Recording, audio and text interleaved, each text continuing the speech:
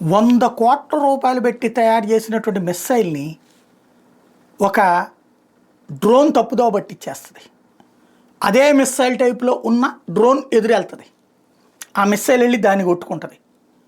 ఇది 45 లక్షల రూపాయలు ఉంటుంది, లేదా 4.5 లక్షలు ఉంటుంది ఈ డ్రోన్ ఖరీదు, లేదా 45,000 ఉంటుంది.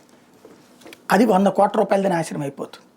ఇదివరకు ఎంత వ్యయమైనటువంటిది తయారు చేస్తే అంత గొప్ప.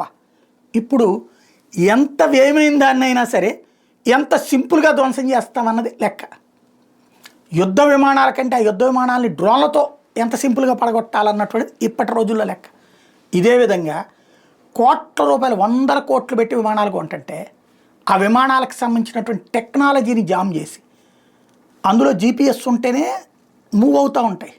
ఒక్కసారికి జీపీఎస్ పని చేయకపోతే ఆకాశంలో ఎటు వెళ్ళాలి, పైలెట్టు ఎటు దిగాలి, ఎక్కడికి వెళ్ళాలి, గమ్యం ఎట్ట తెలుసుద్ది. బట్ కోట్ల రూపాయలు పెట్టి కొన్నటువంటి విమానాల యొక్క జీపీఎస్ని జామ్ చేసే టెక్నాలజీ ఇప్పుడు ఓపెన్ మార్కెట్లో దొరుకుతున్నాయట. అవి లక్షల్లోనే ఉంటాయట. వాటి కారణంగా ఈ మధ్యకాలంలో తరచూ ప్రాబ్లమ్స్ ఎదురవుతున్నాయి అనేక దేశాల్లో. అందులో ఆస్ట్రేలియా కూడా ఒకటి. ఆస్ట్రేలియన్ డొమెస్టిక్ ఫ్లైట్స్కి ఇట్లాంటి తరచూ వాళ్ళ జామ్ అవుతున్నాయి అన్నటువంటి దాని మీద దర్యాప్తుకు ఆదేశించారు.